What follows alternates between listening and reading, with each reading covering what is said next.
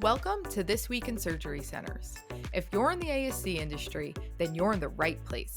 Every week, we'll start the episode off by sharing an interesting conversation we had with our featured guest, and then we'll close the episode by recapping the latest news impacting surgery centers. We're excited to share with you what we have, so let's get started and see what the industry's been up to.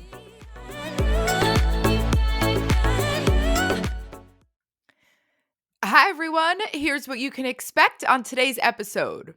As the founder and owner of Surgery Center Consulting Services, Carol Hiatt is an ASC industry veteran with over 30 years of firsthand experience. Carol joins us this week to share tips on how orthopedic centers can increase and maximize OR utilization. So, if you're looking for ways to improve this metric and avoid common causes of underutilization, then you will love this episode and will definitely walk away with lots of tangible tips. After my conversation with Carol, we'll switch to our data and insight segment. You're likely familiar with our full State of the ASC industry report, but we've recently released 12 new benchmarking reports that are shorter and solely focused on the data and really take a deeper dive into one single specialty at a time. So today I want to pay some attention to dental facilities. I feel like this is a specialty that can often be overlooked sometimes, but we were able to pull data from 35 centers representing nearly 15,600 unique cases. So we'll look at block utilization, pre-auth rates, patient deposit collection rates, and a bunch more. I hope everyone enjoys the episode, and here's what's going on this week in surgery centers. Hi, Carol. Welcome to the podcast. Hi, Erica. Great to be here. Can you please share a little bit about yourself with our listeners? Sure. So, my name's Carol Hiatt. I'm a registered nurse. I'm also a certified operating room nurse, a certified ambulatory surgery center administrator, and a certified professional healthcare risk manager.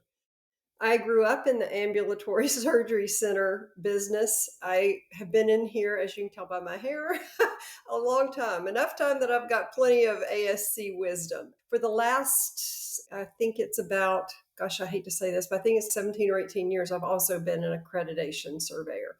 So I do a lot of new surgery center startups. I spend a lot of time helping surgery centers stay in compliance. And I'm also recently, there's been a tremendous ask for help with efficiency in operating rooms. So I'm doing a lot of focusing on that right now. So I have a real broad stroke of the industry, but a lot of depth and a lot of history.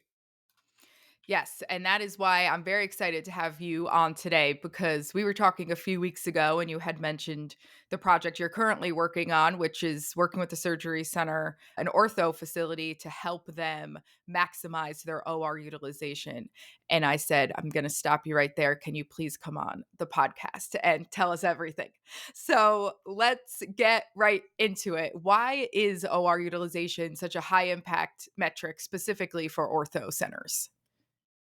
So it's a high impact metric for every surgery center. I was lucky enough to cut my teeth in GI and ophthalmology. I didn't know that was lucky. I just thought it was a lot of hard work.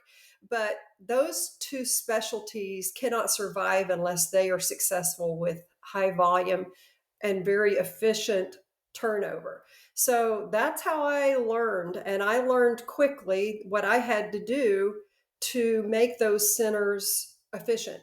So as I grew up in the industry and went on to spine and orthopedics and other specialties, I realized that even though those specialties often made a lot more money for their cases, they were leaving a lot on the table. OR utilization is the key to profitability. Right now in our industry, as everyone that's listening to this knows, most ASCs are paying anesthesia subsidies, and some of them are huge, even millions a year in some of these orthopedic surgery centers. In addition, anesthesia's got a high burnout rate right now, and I hate to use the word hostage, but a lot of those anesthesia groups are setting their own parameters because they're paid on a stipend and not necessarily incentivized by being an employee and making bonus through volume and things like that. So sometimes they're limiting the length of day, the number of cases, and reimbursement for anesthesia is down. So if we're not running our ORs efficiently and using them for what they are intended for a high percent of the time, then we're not going to be successful. And anesthesia is not going to be successful. Sure. Yeah. And I think I had shared this, but in HST's State of the Industry report, we had found that on average, ortho ASCs specifically are only using 35% of their blocked OR time. Now, that was for 2024. What are some of the most common causes, in addition to what you've shared, that you're seeing for underutilization? As I've mentioned to you before, I didn't even look at your study results before I dove in on a few of my facilities to look at where they were.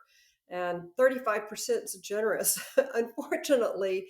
And these are very large, very successful orthopedic groups whose names are very recognizable. A couple of them, their OR utilization was even below 35. They now understand how much money they're leaving on the table and how catastrophic it is for them. But at the time, they couldn't quite put their finger on the pulse. First and foremost, not knowing your number and the national benchmarks you should be striving to achieve that is so key. And I was surprised with two of these large groups. They didn't know their number. And they're even members of Ortho Forum. So even if they knew what the benchmarks were, they hadn't gathered their data and they didn't know how they compared to the benchmarks. One of the things I discovered when big groups start looking at an easy metric, what percent of your surgical cases for the whole practice are going to the hospital? Well, in the groups that I've been looking at, I'm finding 30 to 40% of their cases are being sent to the hospital rather than captured in their own ASC. According to Ortho Forum, that number should be 10 to 20. So, reserving those hospital cases for the patients that really have a higher ASA acuity or need inpatient care, that 20% or more represents a significant loss of ASC volume and revenue. One of the recommendations I give for this is that the group form a committee of surgeons and anesthesia providers that every month sit down and retrospectively review the cases that were sent to the hospital.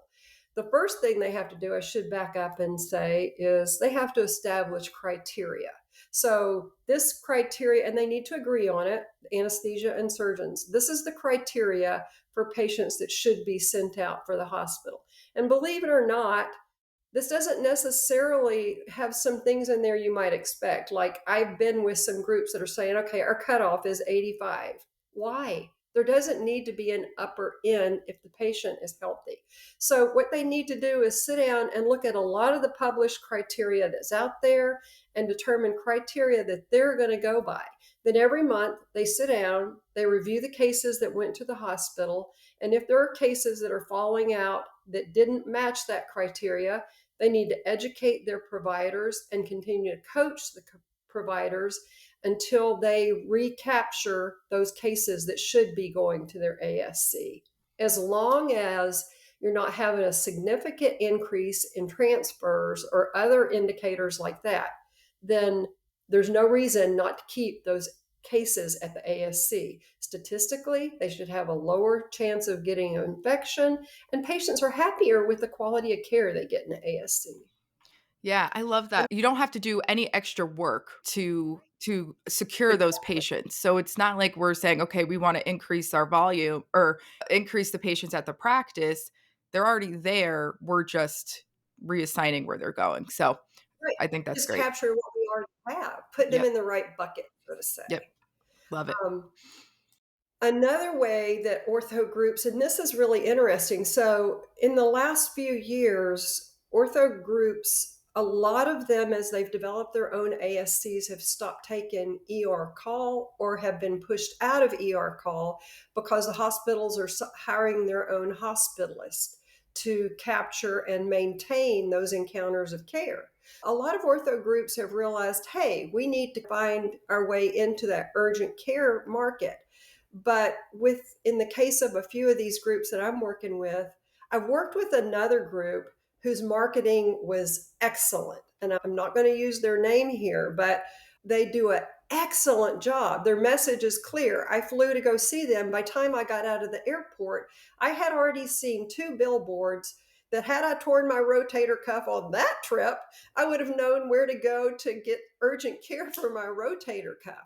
They had signs in the airport, and the message was clear. It wasn't fuzzy. It wasn't acute care injury. It was really clear. It was for urgent care for orthopedic type injuries. And that particular group keeps 18 ORs in a mid market area full to capacity nearly, Wow. because they're driving their own volume by capturing that first encounter of care. They're capturing that road warrior that's traveling around or that's out running after work. But the way they've done it is they just develop a clear urgent care market, and then they extend some hours at the office so that they have some evening hours and some weekend hours. And they're capturing that first injury, getting them even into conservative care in their own practice, like physical therapy and things like that. And then ultimately, if they need surgery, they retain that patient and they get into their OR. That's exactly what the hospitals are doing, and they're pushing those groups out. So if the groups don't make their own direct to consumer marketing program and do it well, they're not going to be able to compete, and they're going to continue to lose market share to those hospitals. And that's a really powerful tool. You're speaking my There are language, Carol. Okay, so there are a lot of measures of OR efficiency that I've been surprised to see that these ASCs don't even know. So we talk about a number, and everybody's heard block utilization, but they don't really even know what their number is, and they're not comparing it to anything meaningful. So block utilization means if you have Dr. Smith and he's blocked 8 full days a month, what percent of those full days is he actually using for scheduling cases? According to Ortho Forum, that number should be 85%. So, in my experience, the OR block time utilization is really low, less than 50% a lot of times, and nobody's monitoring and doing anything about it. There can be a lot of causes for that. There can be that the doctor is not accurately estimating his case time. Doctors should be able to accurately estimate their case time 90% of the time. What does that mean? That means it's plus or minus 20% of the time that they predict it will take. So if a case should take 60 minutes, that means it's plus or minus 12 minutes. That's accurate case time. And if he's not consistently accurate, then someone should be going to him and saying, we need to adjust your cases and your projected times. Now, he can always schedule exceptions. A lot of times, what I find is someone in the practice is determining how long they think those cases will take, and that's how long they're scheduling them for. That's a very inefficient way to do it, rather than someone at the surgery center saying, okay, historically, this is how long it takes. That's a really important place to start, is block utilization, because that time that's unused needs to be given away. The next important metric is the one you already talked about, and that's OR utilization. So that means of the percentage of time that the OR is available, what percent is it actually being utilized for surgery and direct patient care? According to Ortho Forum, as well as other best in class benchmarks, that number should be 75 to 85% of the time. And as you already mentioned, y'all found it to be 35. I found it to be even less most of the time. So that has a lot of ramifications, because then you get into staff efficiency, and there are a lot of things that can affect that. But one of the most important indicators is how many so a lot of times I talk to doctors. I told you I do a lot of new surgery center startup. I say, how many ORs do you plan to start out with? And they'll tell me, oh, 4 to 6. And I'll say, how many cases do you plan to bring? And they say, oh, 2,000.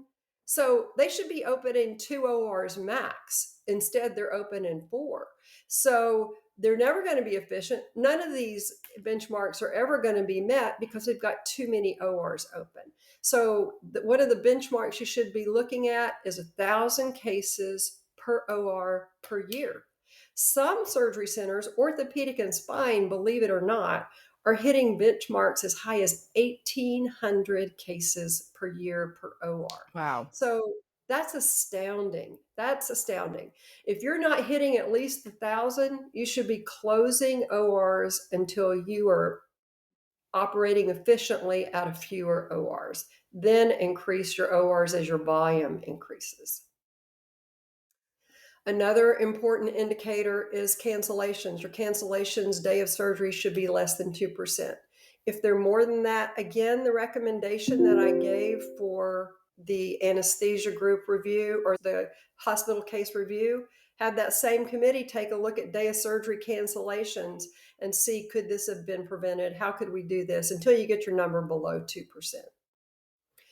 Another number that you need to know is what your staff costs per case. I'm not talking about anesthesia right now. I'm just talking about your total payroll plus total benefits for employees of the ASC.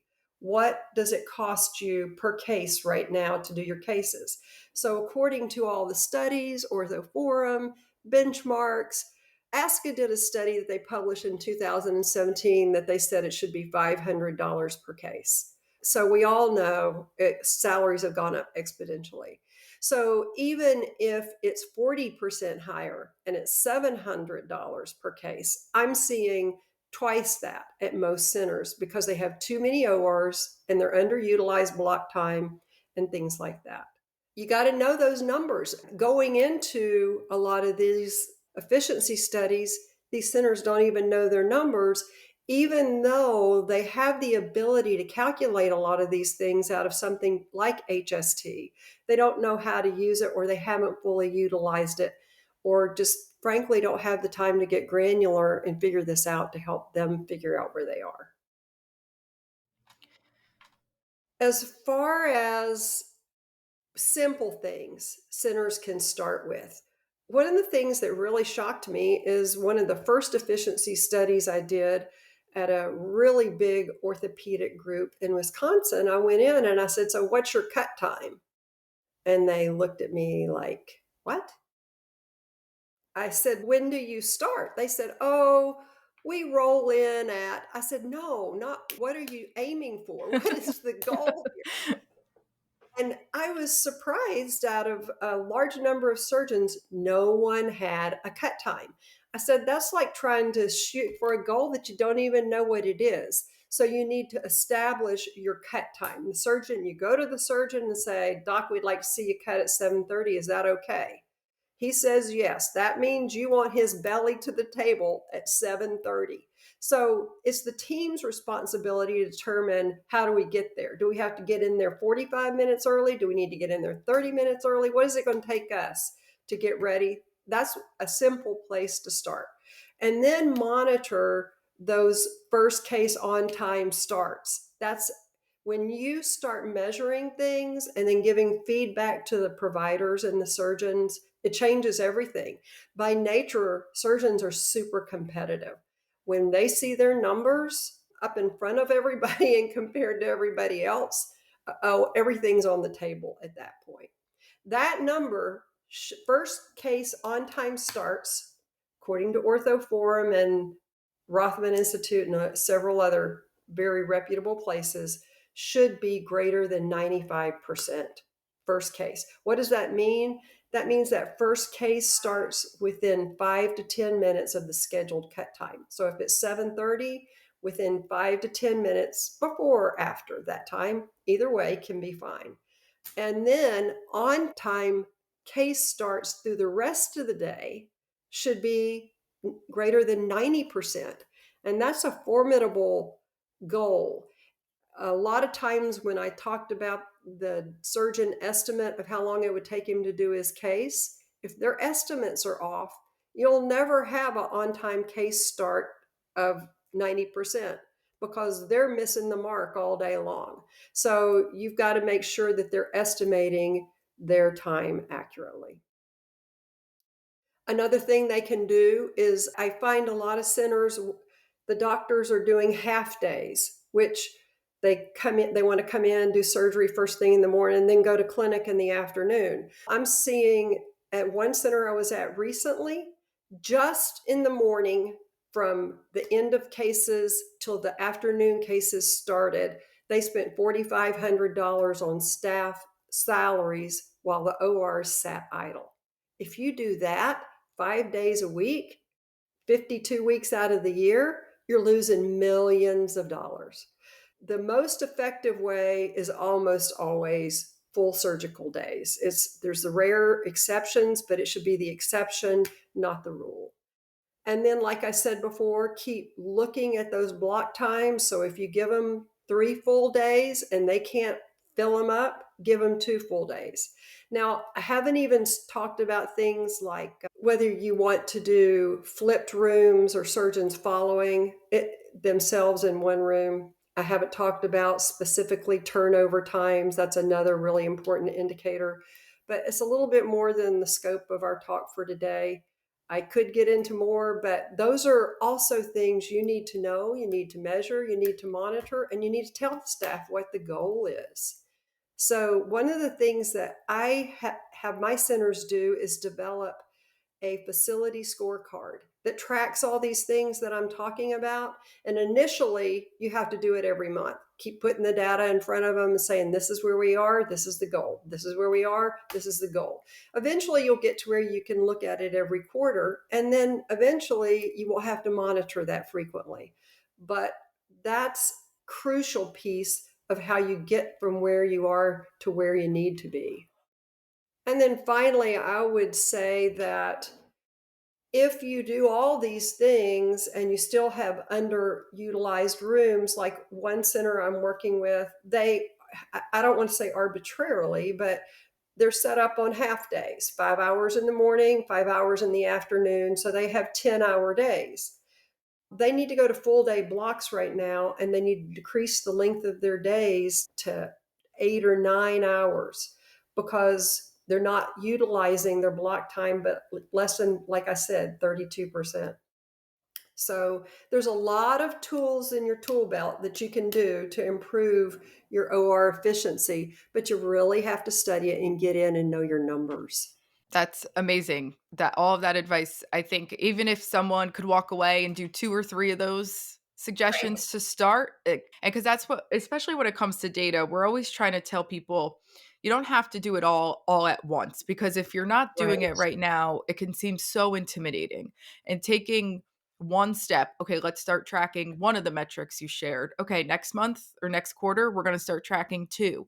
And just those incremental improvements, even going from 32% to 35 to 38 to 41, could be millions of dollars. So, 100%, Erica. 100%. And you're right. It will feel daunting. This isn't a 1 month project. right. It's not a 6 month project. This is a year long project at best. And that is looking at it every month, every quarter. And you're always going to be tweaking it. You may even find you need to tweak these things seasonally.